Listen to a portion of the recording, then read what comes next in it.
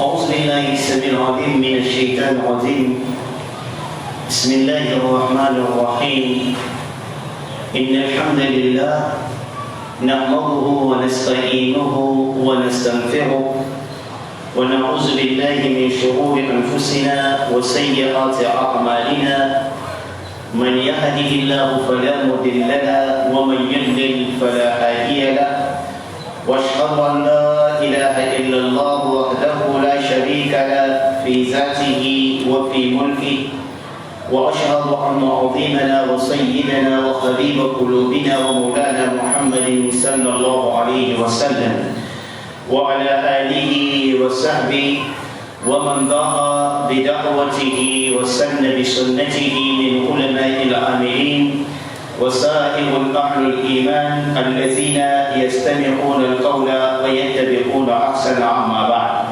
سبحانك لا علم لنا إلا ما علمتنا إنك أنت العليم الحكيم رب اشرح لي صدري ويسر لي أمري واحلل عقدة من لساني يفقه قولي وبعد السلام عليكم ورحمة الله وبركاته. Toutes les louanges sont pour Allah. Prière et salut d'Allah sur le meilleur des créatures, notre guide, intercesseur au jour de la rédiction des comptes, propagateur du monothéisme pur sur la surface de la terre, Muhammad sallallahu alayhi wa sallam. Que la paix d'Allah repose sur lui, sur sa famille et ceux les ayant suivis, croyants et croyantes, entendant la bonne parole et la mettant en pratique sur ceux jusqu'au jour dernier. C'est à quoi, nobles sœurs dans la foi et nobles frères qui nous suivent en direct de notre page du groupe Facebook Mohammed Ladan, nous vous adressons le fraternel salut de l'islam. Assalamu alaikum wa rahmatullah wa barakatuh. Nous rendons grâce à Allah infiniment qui a permis notre rencontre en cette journée du vendredi 21 du mois de Zulqa'da de l'an 1442 de l'Hégire, correspondant au vendredi 2 juillet 2021. La distance qui nous sépare de la fête de la Tabaski dès aujourd'hui est une distance de 18 ou 19 jours bi'iznillah. Puisqu'Allah, dans sa volonté, sa mansuétude, le fasse de nous, de ceux-là qui verront la fête de la Tabaski et le fêteront en bon état de santé.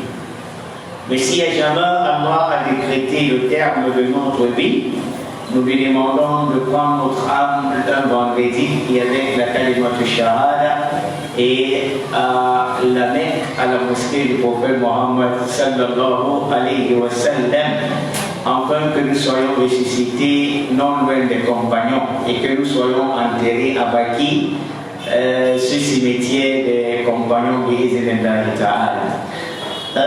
Alhamdulillah, nous venons dans le cadre d'une formation lancée par la SIC de Douala 5e, l'Association culturelle islamique du Cameroun, une formation des femmes musulmanes et également des hommes au travers, n'est-ce pas, de notre page Facebook sur la Idda, c'est-à-dire la période d'attente que la femme fait, ou bien encore l'habituité de la femme juste après le divorce et le veuvage, c'est-à-dire entre tradition et islam.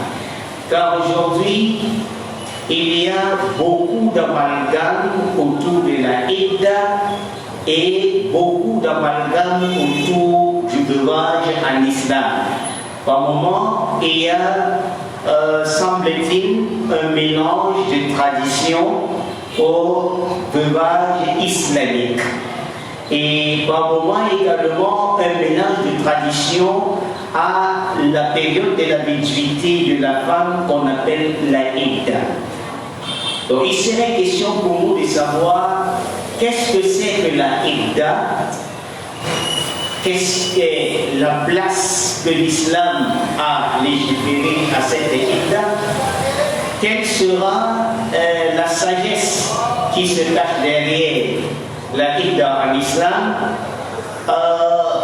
Pour une femme mariée à un époux, s'il y a divorce, que le mari qui a marié une kitabiyya, c'est-à-dire une juive ou bien une chrétienne, et qu'il s'avère que le musulman qui a pour épouse Charlotte, ou bien peut-être Egalet, qui est une juive ou une chrétienne, il meurt, alors comment est-ce que la législation islamique a recommandé de faire la idda?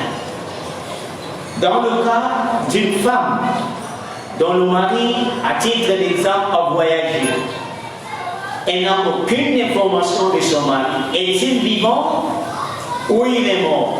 Qu'est-ce que l'islam prévoit? Nous savions que dans la législation qui a été instituée par Ali bin Abi Talib, il a dit que dans ce cas, la femme va faire 4 ans parce qu'elle n'a aucune information de son mari qui a voyagé. Est-il mort, est-il vivant? Elle va faire 4 ans. Après 4 ans, elle doit faire al-iddatul wafat, la idda du décès, 4 mois, 10 jours. Et s'il s'avère que les 4 mois, 10 jours s'étant déjà écoulés, le mari revient. Or, elle est déjà mariée au second mari. Qu'est-ce que la législation islamique demande pour la idda de cette femme? Alors, c'est autant de questions. Et également, il y a le cas où une femme a été divorcée de son mari, mais on divorce qu'on appelle al-li'an, c'est-à-dire l'époux qui a attrapé son épouse en train de forniquer, en train de commettre l'adultère, et auquel il faut produire des témoins comme Allah le demande. S'il n'y a pas de témoins, Allah dit que ici, si la femme nie qu'elle n'a pas commis l'adultère, ou bien que l'homme accuse son épouse d'un enfant qui n'est pas le sien, ça on appelle également al-li'an, c'est une forme de divorce. Alors, si la femme nie soit l'adultère ou bien nie la filiation de cet enfant, que c'est pour lui, alors l'islam demande, n'est-ce pas, de faire un parjure. Ils doivent témoigner par le biais du Coran al-Karim qu'ils doivent parjurer. Ils doivent faire un serment 4 fois et à la 5e, il doit implorer la malédiction d'Allah sur sa femme s'il n'y a jamais il est véridique et que la femme est menteuse. Et la femme également, puisqu'il n'y a pas eu de témoins, c'est le mari qui a donné accusation qu'il a vu son épouse en train de commettre l'adultère envers un tel, elle également elle doit aussi jurer 4 fois par le Coran al-Karim sur le Coran, et au 5e serment, elle doit dire que la malédiction d'Allah repose sur elle si à jamais elle est menteuse et que son mari, que la malédiction d'Allah repose sur son mari si à jamais elle est véridique et que le mari, n'est-ce pas, est menteur.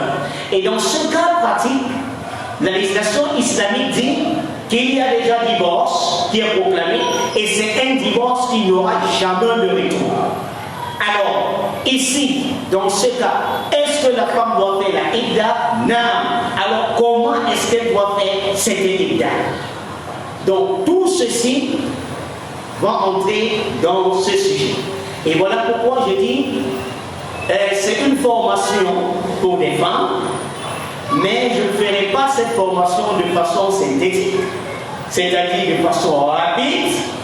Je vais aller de façon méticuleuse, c'est-à-dire étape par étape. Pourquoi? Parce que c'est un des domaines dans la Ummah que la quasi-totalité des savants n'en parlent pas. Peut-être vous pouviez me donner raison. C'est la quasi-totalité également des musulmans qui sont ignorants de la idda et du veuvage. Et non seulement, les hommes également, en quasi-totalité, sont ignorants de la idda et également du veuvage. Voilà pourquoi il y a beaucoup, n'est-ce pas, d'amalgame entre tradition et la idda proprement islamique. Voilà pourquoi nous allons aborder la première partie, Inch'Allah, de cette formation et qu'on va aller de façon méticuleuse, c'est-à-dire étape par étape B. Alors, qu'est-ce que c'est que Al-Idda? Ta'arifuha. Avant d'y entrer, nous avions ce livre Fiqh Sunnah du Cheikh Sayyid Sadiq Hafizahullah que nous allons travailler là-dessus. Et également, cette formation, on va jeter l'œil sur ce livre Sahih Fiqh Sunnah wa Adillatihi wa Tawdih al-Mazahib al-A'imma, qui est également un livre, n'est-ce pas, de Abu Malik al-Kamal et Sayyid Sadiq Hafizahullah, un livre également qui a été corrigé et revu par des grands savants, notamment de l'époque, à l'instar du Cheikh Albani, du Cheikh Bin Baz, Fawzan et bien d'autres. Et nous avions également ce livre, Ahwal al-Shakhsiyya fi Shari'at al-Islam, qui fait partie de la faculté du droit constitutionnel du Caire de l'Égypte. Donc c'est un livre que nous avions étudié également lorsque nous étions en Égypte. Donc toute cette formation va tourner autour des recherches sur ces principaux livres et les fatwas que les ulémas ont donnés. Alors le cheikh nous dit ta'arifuha. Qu'est-ce que c'est que la idda? Il dit al-iddatu ma'khuzatun min al-adadi wal-ihsa'. Il dit la idda, c'est un mot arabe qui vient ou qui dérive, n'est-ce pas, d'un autre mot qu'on appelle al-adad, c'est-à-dire la comptabilité, ou bien wal-ihsa ou le calcul. Il dit ay ma tuqsihi al-mar'atu wa ta'udduhu min al-ayyami wal-aqra. Il dit la idda, c'est quoi? C'est des journées que calcule la femme par rapport soit à sa menstruation ou encore à l'amont de son mari. C'est ça qu'on appelle al-idda. Ça, c'est la définition, n'est-ce pas, linguistique. Il dit waliya ismu lil-muddati. Et le chef dit la idda, c'est un mot qui vient, n'est-ce pas, et qui dérive de la période. Donc quand on dit idda, on veut dire ici quoi? Une période, un laps de temps. التي تنتزع فيها المرأة وتمنع عن التزويج بعد وفاة زوجها أو فراقها.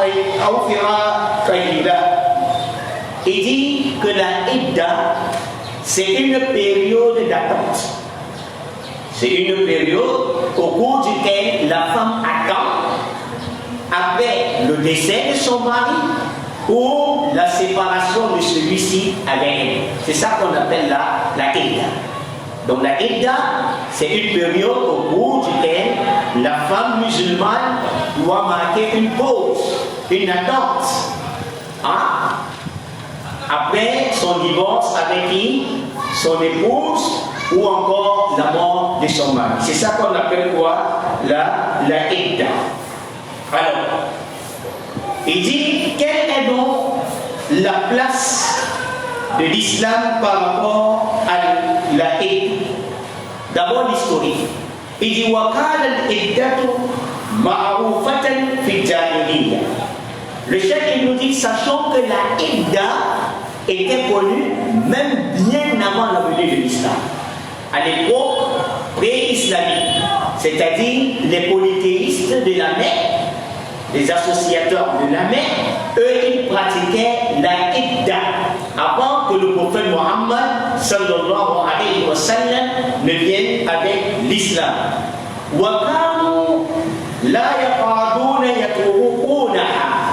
Et ils ne s'en passer de la Idda à l'époque pré-islamique, avant l'islam, lors de la Jahiliya. Il dit falamma ja'a al-islam, lorsque donc l'islam est arrivé, alors l'islam est venu approuver, confirmer la idda de la femme, mais il a apporté quelques améliorations.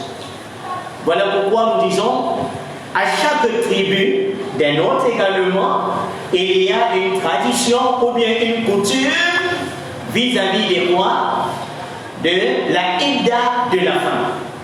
Mais maintenant, on va voir au travers de cette coutume, si ce que dit votre coutume ne crée aucun problème par rapport à la charia, c'est-à-dire la manière de la conception de la idda en islam, alors il n'y a pas de problème. Mais si ça a un autre problème, alors il faudrait améliorer. Je prends un titre d'exemple avant de continuer.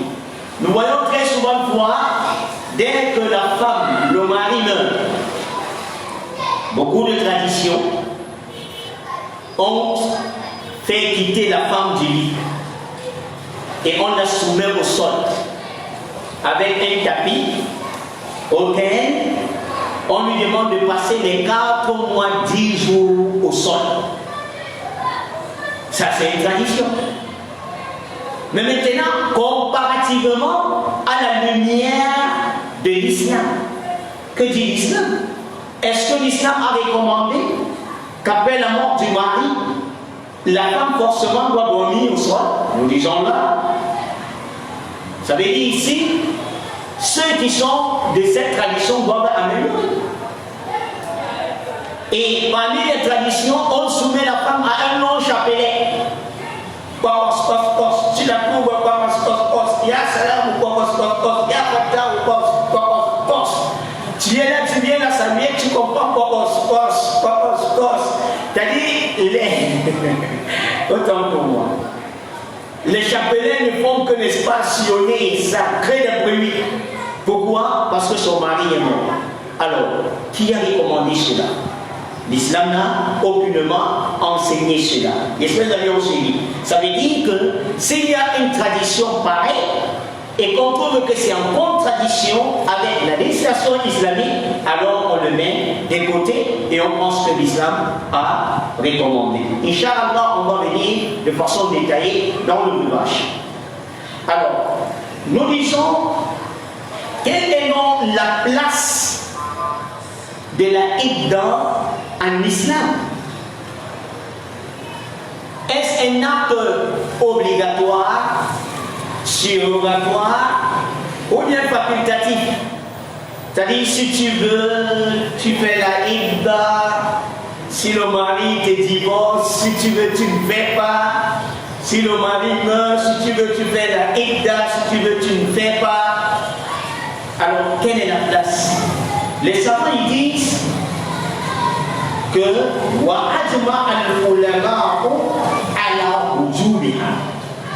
tous les savants sont unanimes que la idda est un acte obligatoire en islam. Chers sœurs, comprenez que la idda est un acte comment? Obligatoire. En cas de divorce, la femme obligatoirement doit respecter cette gratuité, cette période d'attente qu'on appelle la idda. En cas du décès du mari, également, elle est soumise au veuvage, à la idda. Donc c'est un caractère comment? Obligatoire. Et la idda, vous deviez comprendre, chers sœurs dans la foi, que c'est également un acte d'adoration. Parce que c'est Allah Jalla wa Ala qui a légiféré la idda. Et qu'est-ce que Allah nous dit? أعوذ بالله من الشيطان الرجيم بسم الله الرحمن الرحيم يا أيها النبي إذا طلقتم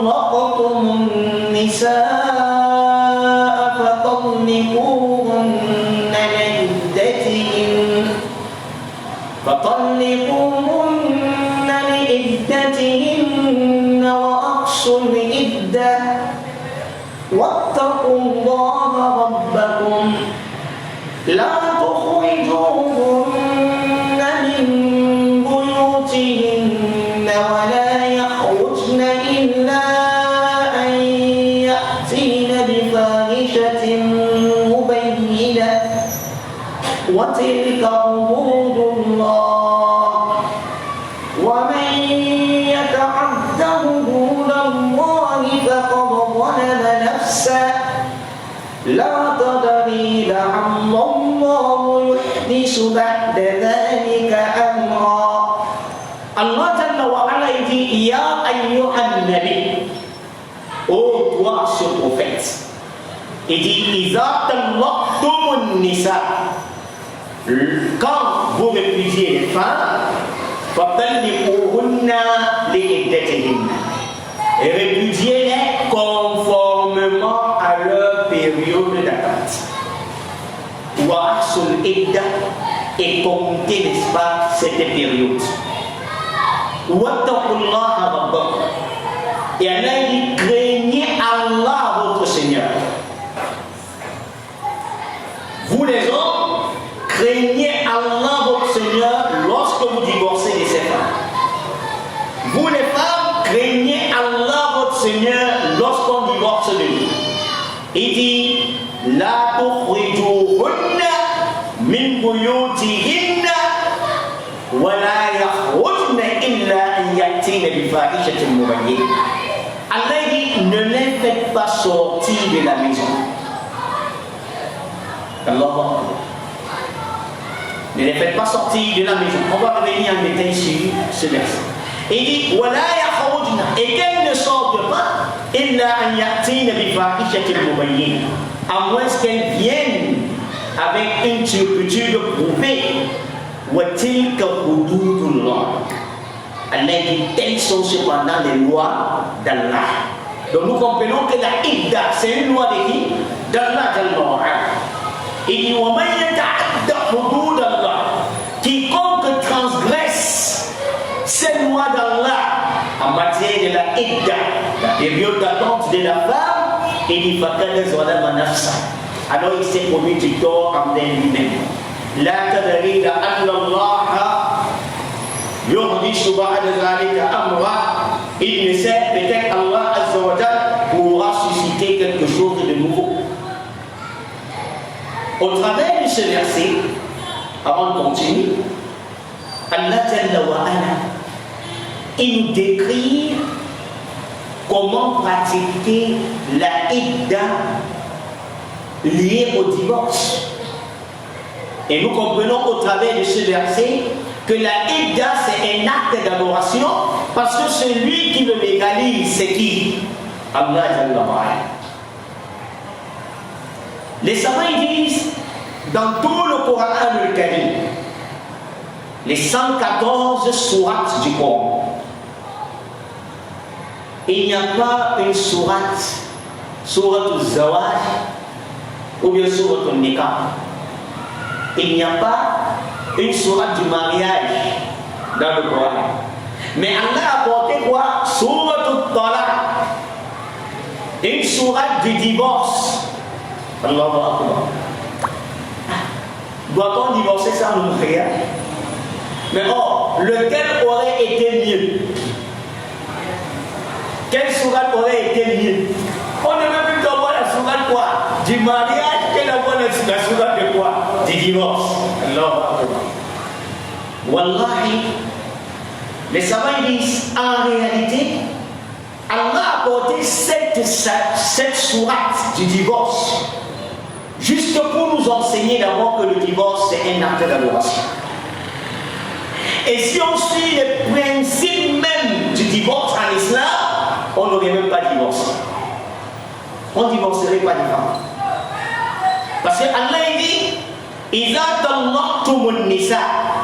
Comment pratiquer cela?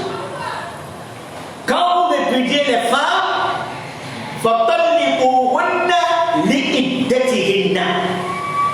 Allah dit divorcer les femmes conformément à leur période d'attente. Car il est interdit en islam de divorcer une femme pendant sa période de menstruation.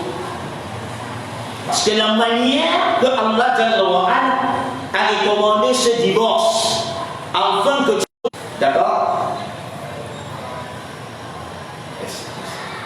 Alors, il s'avère qu'aujourd'hui, le 2 juillet, avant-hier, le 31, tu as commencé à saigner. D'accord? À titre d'exemple, pour nous montrer comment le divorce est proclamé et à quel moment la femme va commencer sa période de la Ride. Aujourd'hui, le 2 juillet, tu continues toujours à saigner. Et heureusement, moi je dis qu'il n'y a pas de malheureusement en islam pour moi. Heureusement, il y a eu problème avec le mari. Aujourd'hui, vendredi, il y a problème. Et tu es en train de saigner. Et là, le mari dit, je te divorce. On appelle ça pendant le BDI. Ça, c'est un divorce de la bidia, c'est-à-dire de l'innovation. On ne divorce pas ici. Pourquoi? Parce que la femme est en période de quoi? De menstrues. De même également, lorsque la femme est enceinte, tu n'as pas le droit de divorcer une femme pendant sa période de grossesse. Est-ce qu'on a compris ce premier volet? La deuxième étape qui est interdite de divorcer la femme, elle a commencé à avoir les règles avant-hier. Hier, le premier, elle a vu les règles. Aujourd'hui, vendredi, elle avait quoi? Les règles. Bon, pour mieux comprendre, il y a 5 jours, c'est-à-dire le 25 juin. Nous sommes le 2 juillet, non? Le 25 juin, ses règles étaient finies. Elle s'est purifiée, d'accord? Elle s'est lavée. Et machallah, elle est maintenant dans sa période de purification. Elle a fini la règle quand? On a dit le quantième? Le 25 juillet. Très bien. 2 jours après, le 27. Tellement le mari a porté le shawama avec le top comme le mousse familial. Il était beau et alhamdulillah, dans la nuit ou bien dans la journée, il y a eu la sunna. Il y a eu des rapports quoi? Intimes. Pendant sa période de quoi? De pureté. C'est le 27, non? Aujourd'hui, nous sommes le 2 juillet. Et aujourd'hui, le 2 juillet, Shaitan vous a séduit et ils ont eu à faire des problèmes. Le mari dit, je divorce de toi. Alors ce divorce également, c'est un divorce de la pédia. On ne divorce pas ici. Pourquoi? Parce que durant la période de pureté de la femme, il y a eu quoi? Des rapports intimes. Donc si pendant la période de la pureté de la femme, il y a eu des rapports, quel que soit le problème, tu ne dois pas divorcer. Pour qu'il y ait divorce, c'est aujourd'hui vendredi, non? Il y a eu des problèmes. Toi aussi, la femme ne demande pas le divorce. Parce que tu es en période de quoi? De pureté. Parce qu'avant, il y a eu quoi? La sunna. Alors, pour qu'il y ait divorce, l'islam dit, la législation islamique, il dit, toi le mari, tu dois patienter jusqu'à ce que la femme voit ses règles encore. Vous avez commencé vos problèmes aujourd'hui le 2 juillet. Alors, pour qu'il y ait divorce, tu es dans la tension, elle également, elle est en colère. Alors, quelle que soit la colère, tu n'as pas le droit d'écrire ou de proclamer le divorce. Tu dois attendre. Peut-être si les règles doivent revenir le 28 juillet, voilà, c'est revenu le 28 juillet. Elle doit maintenant finir toutes ses règles. Une fois qu'elle s'est lavée, elle a repris maintenant la période de quoi? De pureté. Et puis tu dis maintenant, toi, Talbekatou, je te divorce une première. Petite parenthèse. Oui. Bon, elle a déjà vu ses règles. Et pourquoi elle doit encore faire la Ida? Puisqu'on dit que la Ida, c'est pour savoir si elle est enceinte. Voilà. Elle a vu ses règles. Pourquoi elle doit faire la Ida? Nous ne sommes pas encore entrés dans la Ida. J'espère que nous sommes en train de donner les raisons qui peuvent pousser la femme à la idda et savoir à quel moment la idda doit commencer. Les frères amis ont suivi. Voilà pourquoi nous disons, cette étape que nous sommes en train de numérer présentement, beaucoup des hommes ne maîtrisent pas. Et beaucoup de femmes également sont ignorantes. Voilà pourquoi nous disons, voilà les deux méthodologies qu'on devrait, n'est-ce pas, utiliser. Déjà, si et seulement si la femme est en période de règles et que vous avez eu des problèmes, tu n'as pas le droit de la divorcer. Tu dois attendre que les règles finissent et puis tu vas proclamer quoi? Le divorce. Et then tu aurais à nous. D'accord?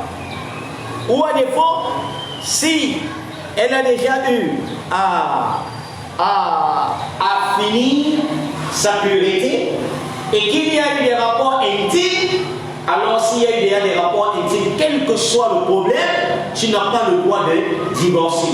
Pour qu'il y ait divorce, il faudrait attendre sa période de quoi? De menstrues, qu'elle finisse ses menstrues, qu'elle se lave et se purifie, et puis tu pourras maintenant quoi? Le divorce. Regardons la sagesse de l'islam, mes soeurs. Si l'homme et la femme étaient soumises à cela, auquel Allah dit tilka hududullah, telles sont cependant les lois d'Allah, wa man yata'adda hududallahi faqad zalama nafsahu. Celui qui transgresse, c'est-à-dire qui viole ces lois d'Allah, alors il s'est commis du tort envers lui-même. Est-ce qu'on comprend? Imaginons un couple qui suit ces lois d'Allah.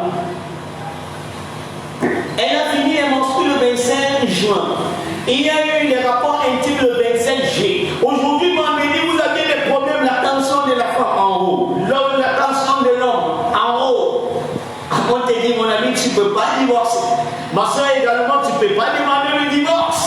Tu vas attendre la période des menstrues, ça vient et puis tu te purifies et quoi. Et tu sais que les menstrues c'est le 28. Je vous en prie. Avant le 28 là. Avant le 28 là. Si tu mets le rouge à lèvres, marron à jour, bleu à sourcils, tu mets maintenant les petits marteaux, tu tournes comme ça. Lui aussi il achète, n'est-ce pas, le shawarma avec le kirishi, il t'apporte ça à la maison. Il dit qu'il attend le 28. Allez-vous divorcer? Allez-vous divorcer? Nous comprenons pourquoi Allah a choisi une sourate du divorce dans le Coran. Et aujourd'hui, si vous voyez, beaucoup de couples de musulmans ont commis du tort envers eux-mêmes. Et ils pleurent. Il s'est séparé de l'épouse, elle s'est séparée de l'époux parce qu'elle a poussé l'époux à bout. Lui aussi, Shaitan l'a poussé à bout. Ils n'ont pas respecté quoi? Les principes d'Allah. Et là, il y a problème. Et Allah dit, si il y a maintenant divorce, c'est à partir maintenant de là que la idda de la femme commence. Est-ce que vous avez suivi? Et pendant qu'il y ait cette période de la idda, Allah dit, وَلَا تُخْرِجُوهُنَّ مِنْ بُيُوتِهِنَّ. Allahu Akbar. Regardez, al-balagha al-Qur'aniyya, c'est-à-dire la sémantique du Coran. Allah dit, ne les faites pas sortir qui? Ces femmes-là. مِنْ بُيُوتِهِنَّ. الضمير هنا يعود إلى النساء. Ne les faites pas sortir de leur maison. La maison de qui? De ces femmes-là. Donc, Allah, qui paye la maison? Qui a construit la maison? Mais Allah dit, ne faites pas sortir ces femmes de leur maison, c'est-à-dire la maison des femmes. Là, il n'a pas dit de votre maison pour les hommes. Il dit de les femmes. Ça veut dire que cette maison est pour qui? Pour la femme.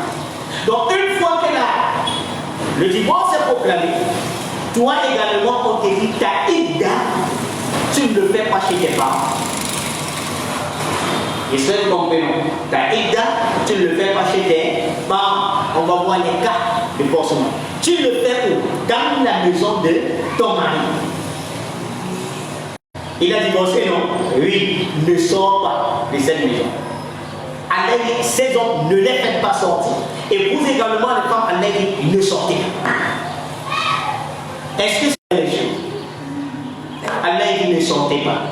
Et dans le fait de ne pas sortir, d'observer la Idda, cette période d'attente, dans la maison de ton mari, il y a une sagesse. Et quelle est la sagesse? La réconciliation. C'est quoi? C'est cette arrêté? Ok. Alors, Allah nous dit, restez dedans.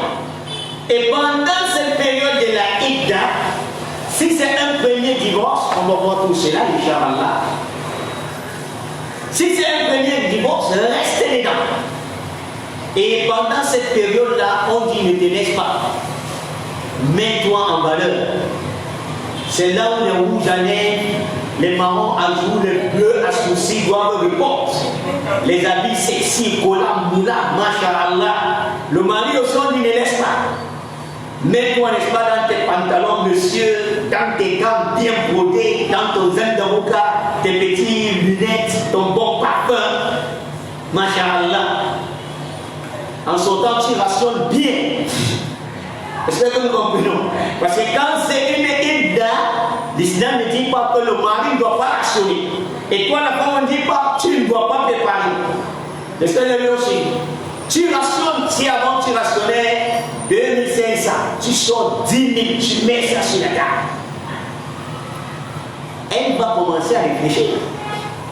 Le mari, puisque je suis dans ma idda, mais là, la chose, c'est même 10 000.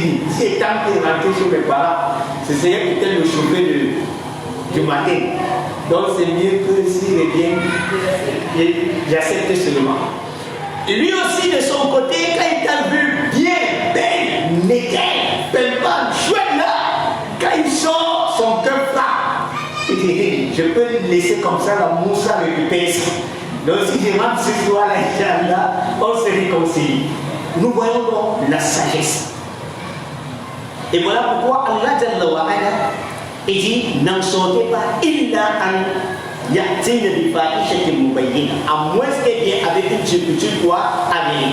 Wa tilka hududullah, telles sont cependant quoi les lois d'Allah. Et Allah dit, wa man yata'adda hududallahi faqad zalama nafsahu. Celui qui transgresse les lois d'Allah, certes, c'est connu du temps envers lui. La tadari, la anna Allah yuhdishu ba'da zalika amra. On essaie.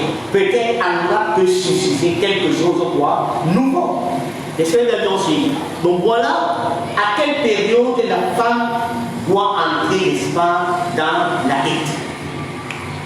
Le chef nous dit, la Idda, comme on a dit, c'est wajib. C'est une obligation, c'est une acte d'adoration. Le Coran nous l'a montré. Et également, le prophète Muhammad sallallahu alayhi wa sallam a démontré également cela. Car,